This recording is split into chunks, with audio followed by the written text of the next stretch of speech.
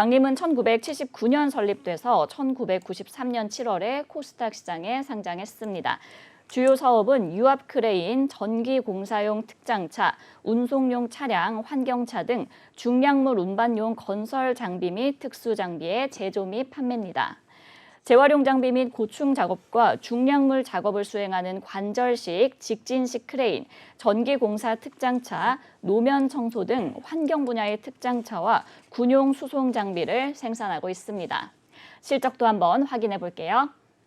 2021년 연결기준 매출액은 1,884억 원, 영업이익 114억 원, 당기순손실 227억 원을 기록했는데요. 매출액은 전년 동기 대비 17% 증가했고 영업이익은 30% 증가했으며 당기순손실은 5% 손실폭이 감소했습니다. 네, 이렇게 광림에 대해 살펴봤고요. 대표님, 어떤 공시 확인해 볼까요? 네, 지금 일단 시장의 큰 화두가 그 쌍방울 그룹의 쌍용차 인수. 그렇죠. 과연 사실인가 여부인데 조회 공시부터 보도록 하겠습니다. 지난주 금요일에 했습니다. 회사 조회 공시 요구 풍문 또는 보도인데요. 쌍용차 인수 보도 소식이 사실입니까? 그래서 4월 1일 6시까지 답변을 해주세요라고 이 한국거래소가 조회 공시를 했는데 회사 답변을 했습니다. 내용 보도록 할게요. 4월 1일입니다. 조회 공시 요구에 대한 답변 미확정. 지금 하는데 아직 구체적인 사항이 확정되지 않은 것이죠. 제목 보도록 하겠습니다. 쌍용차 인수 보도 관련 사실 여부 그리고 구체적인 내용에 대해서 조회 공시에 답변합니다. 답변 내용입니다. 회사는 사업 경쟁력 강화 그리고 기업 가치의 제고를 위해서 쌍용차의 인수를 적극적으로 검토하고 있다. 향후 우선 협상자 선정이나 계약 체결 등의 구체적인 내용이 확정되면 공시를 통해서 밝히도록 하겠다.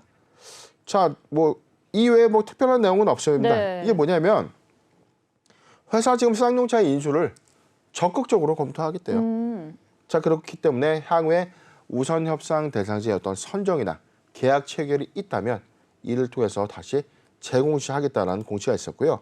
자, 두 번째 공시도 좀 보도록 하겠습니다. 이 공시와 다르게 회사는 주식회사 광림의 제3회차 무기명시 이건부 사무 전환사채 취득 후 재매각을 했다라고 좀 공시를 했는데 회사는 작년 5월 11일에 취득한 권면총액 100억 원의 이 전환사채를 100억 원에 다시 매각을 한 겁니다. 회사는 운영자금 확보를 위해서 4월 1일 날 BSI 1호 조합을 통해서 7억 5,697만 100원. 지금 7억 5,697만 100원은 이자로 좀 보여지는데 네네. 100억 원의 이 권면총액 100억 원의 사채권과 7억 5,697만 100억 원의 어떤 사채 이자를 납입받고 회사는 계약금 4월 1일 10만 원, 4월 4일 잔금 97억 5,697만 100원을 받는다라고 좀 밝혔는데 회사 전환가액 조정을 좀 내용을 보도록 할게요. 네. 지금 전체적으로 2019년도 조정 후 전환가액이 2,510원이라는 거죠. 네네. 지금 현재 2,510원짜리 전환사채를 오늘 주가가 4,560원인데 자, 상한가를 간 종목을 제3자에게 다시 이 거의 7억 원에 거의 이자만 받고 넘긴다? 자, 이거는 조금 다소 이 의아한 소위 좀 냄새가 좀 나는 공시가 아닌가. 지금 오히려 회사 입장에서는 더 좋은 가격에 이 사채 프리미엄을 받고 매각해도 충분하지 않겠습니까? 그렇죠. 지금 오늘 종가 기준으로 좀 고려를 한다면 또는 내일장까지 오히려 시세를 좀 더 확장해 나간다면 거의 2배 육박한 사채의 어떤 시세 차익도 예상해 볼 수 있는데 지금 매각가액이 너무 빠르게 좀 매각된 것은 아닌가. 또는 지금 매각의 어떤 프리미엄이 없이 좀 이 제3자를 하여금 오히려 좀 특혜나 어떤 이 부당의 어떤 이익을 좀 제공하는 것이 아닌가. 저는 좀 개별적으로 좀 판단해 봅니다. 네, 일단 그럼 광림이 쌍용차의 인수를 적극적으로 검토하겠다라고 답변을 했습니다.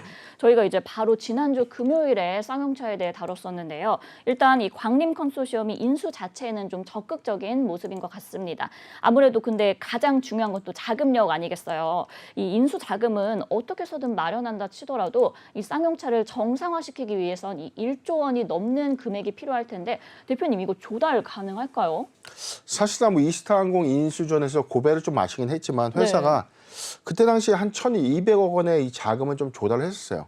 근데 내부 유보자금, 그룹사의 모든 유보자금을 좀 동원한다면 3천억 원대의 어떤 자금은 충분히 좀 조달이 됐다.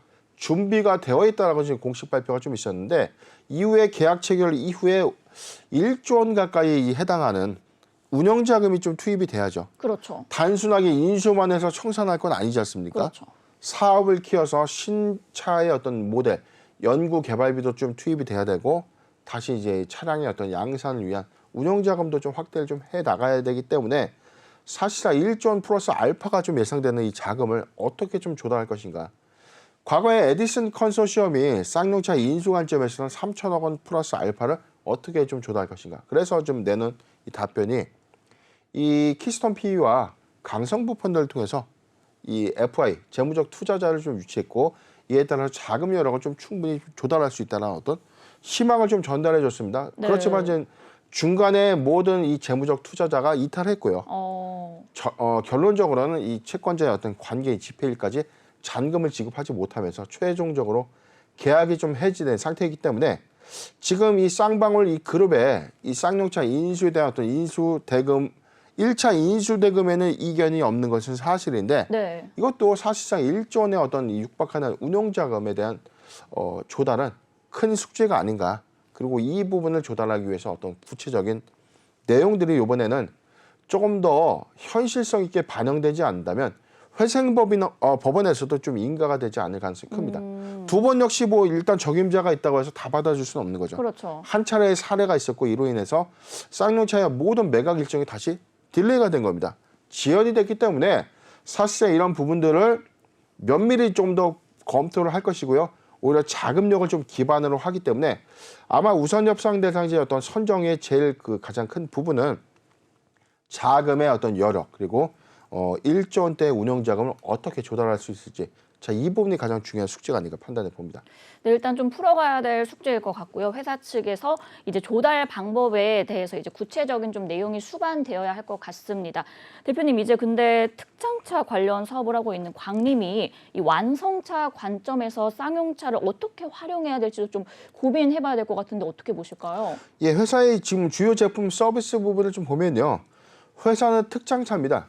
특수 장비 차량이라고 해서 네. 트럭을 개조해서 뭐 우리가 흔히 말하는 이 환경 정화차 같은 것도 거리에 노면을 청소해주는 이 청소 솔이 좀 돌아가는 차량도 있고요. 물을 뿌려주는 이 살수차가 그렇죠. 있고요. 네. 그다음에 뭐 쓰레기를 수거해는 이 환경차가 좀 있고요.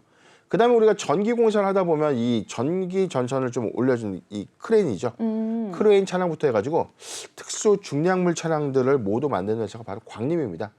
여기다 이 군 수송 장비죠. 60 트럭이라고 좀 불리는데 군용 수송 트럭까지 광림이 좀 납품하고 있기 때문에 회사는 지금 특장 부분과 클레임 부분 그리고 광학 필터는 나노스를 통해서 하고 있는 사업이니까 이 두 건을 좀 이 예외를 하더라도 지금 중량물 차량은 완성차를 기반으로 해서 개조를 해서 특수 장치를 착용한 자, 그 장비이기 때문에 오히려 쌍용차의 어떤 기업 특성사의 어떤 SUV죠. 스포츠 유틸리티 전문 이 기업의 어떤 인수를 통해서 그리고 트럭과 버스를 또 개발했었던 이 쌍용차의 어떤 사업적인 측면에서 보면 이 광림과의 사업 시너지는 저는 좀 나쁘지는 않다고 봐요. 그런데 중요한 부분은 이거예요. 특장차의 어떤 산업이 이 수요가 그렇게 많지 않다는 겁니다. 특장차 그다음에 이 중량물 차량의 경우에는 특수한 이 수요만 있다는 거죠. 네. 오히려 이 자동차 완성차 시장에서는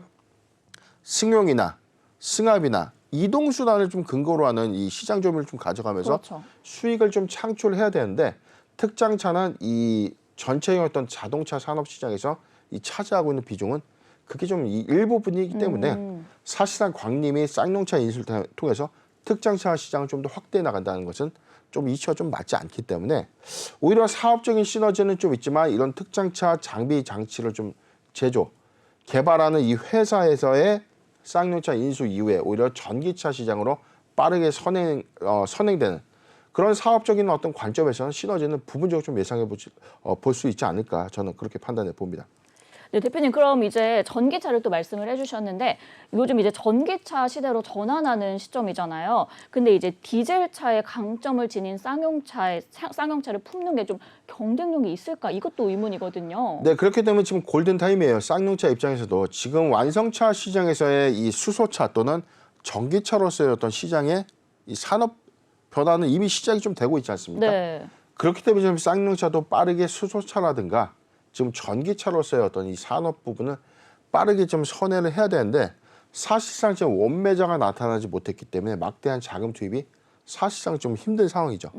그렇기 때문에 추가 출자 지원이 있지 않은 상태에서는 이 전기차 개발이 자꾸 더딜 수밖에 없는데 사실상 이 완성차 업체가 갖고 있는 인프라와 내부적인 어떤 양산 시설, 양산 설비를 좀 조립하는 이 공정도에 대한 어떤 노하우, 전체적인 어떤 사항들을 좀 고려했을 때는 사실상 이 전기차의 어떤 기술력이 상당히 좀 이 고난이도의 어떤 기술력은 또 아니거든요. 네. 이 전기차의 핵심은요, 사실은 이 배터리, 그다음에 이 모터입니다. 그다음에 그 외에는 이 차량 경량화 장치라든가 차세 제어 장치의 어떤 구동 장치는 기본적으로 좀 탑재가 되는 것이기 때문에 오히려 이 탄탄한 재무적인 어떤 이 기반을 통한 충분한 운영자금 지원이 된다면 쌍용차도 이 전기차 시장으로서의 어떤 진입은 좀 더 가시화될 수 있는 상황이기 때문에 저는 이 부분이 사실상 좀 크게 밀리기 때문에 나중에 시너지가 있다 없다를 좀 논하는 것이 좀 아니지 않겠는가. 결론은 좀 돈인 거예요. 많은 이 투자자들이 동원된 운영자금을 출자해서 빠르게 전기차 시장으로 좀 이 사업 부분을 좀 바꿔간다면 충분히 따라잡을 수도 있지 않을까. 그리고 지금 쌍용차가 보유하고 있는 이 전체적인 어떤 사업군, 이 승용차 시장 부분이나 스포츠 유틸리티의 강점을 갖고 있는 어떤 자동차 섹터이기 때문에 네. 이 부분도 사실상 이 고려의 요인이 아닌가 그렇게 판단해 봅니다. 일단 뭐 전기차 전환 자체는 큰 기술을 요구하지 않기 때문에 운용 자금 지원만 된다면 좀 긍정적으로 볼 수 있지 않을까라고 말씀을 해주셨습니다. 대표님, 근데 이 쌍용차 노조와 또 채권단의 동의를 얻는 것도 관건인 것 같습니다. 이 에디슨 컨소시엄 당시에는 좀 크게 반발을 했었거든요. 이번에는 어떻게 보실까요?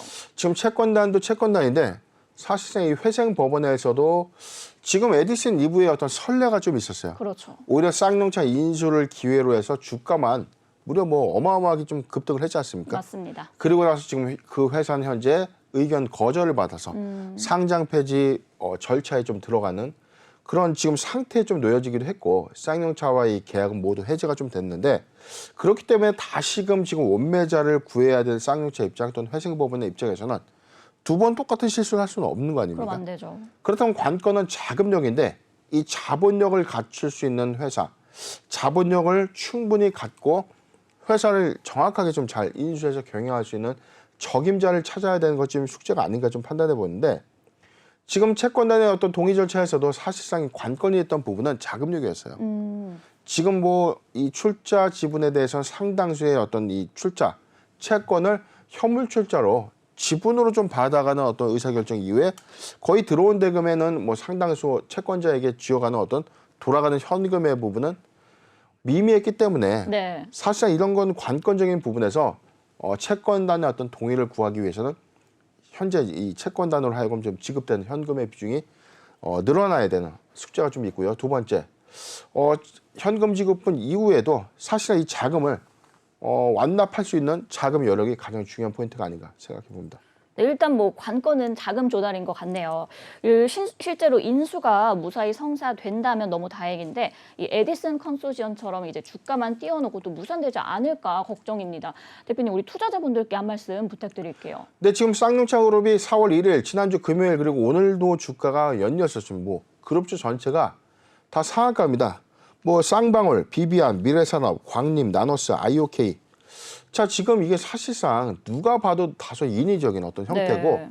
쌍용차 인수를 하는데 핵심적인 어떤 관계사인 광림이 상한가 기대감에 좀 반영된다면 좀 이해를 좀 하는데 자 비비안 소금 만드는 회사 쌍방울 소금 만드는 이 회사에 이 쌍용차 인수에 어떤 시너지가 있을까요?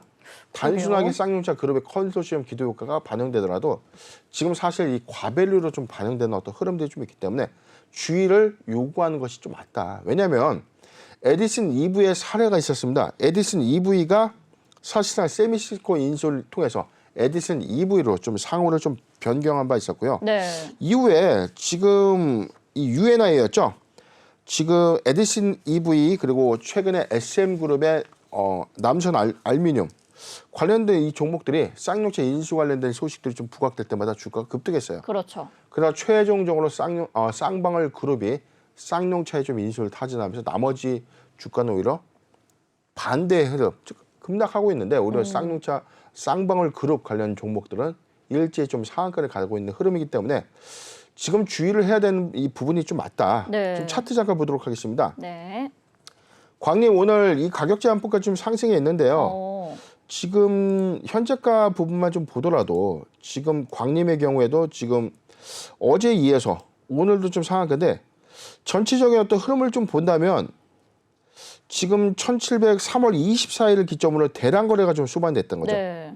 그런데 지금 인수가 시야가 됐던 4월 1일부터 오히려 거래량이 좀 급감하는 행태의 어떤 흐름들이 좀 있었기 때문에 사실상 광림의 경우에는 100억 원대 이 전환사채 그림 그리고 쌍용차 인수를 기점으로 전환사채 매각을 통한 어떤 일종의 지금 이 불공정 거래 행위도 좀 의심이 된다라는 어떤 이 설들도 좀 있고 지금 오늘 비비안의 경우에도 지금 가격 제한폭가 좀 상승해 있는데 네네. 자 지금 뭐 관련된 모든 종목들 한 5개의 쌍방울 그룹주 모두가 상승하고 있는 만큼 기대감이 너무 과하게 좀 반영되는 흐름이 좀 아닌가 판단해 봅니다. 신규적 매수 관점에서는 기대감을 갖고 매수하는 것은 좋지만 자금 동원력에 대한 어떤 의무는 남아있는 상태이기 때문에 단기적 관점으로도 이건 매수하기는 좀 좋은 위치는 좀 아니에요. 자 보유자 관점에서의 의견을 좀 드리겠습니다. 보유자 관점에서의 의견은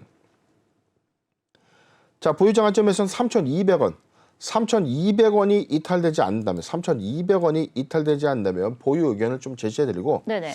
보유자 관점에서 내일 시초가 정도에서는 그래도 비중을 조금 큰 폭으로 좀 줄이는 것이 좀 맞지 않겠는가 의견을 제시해드리겠습니다.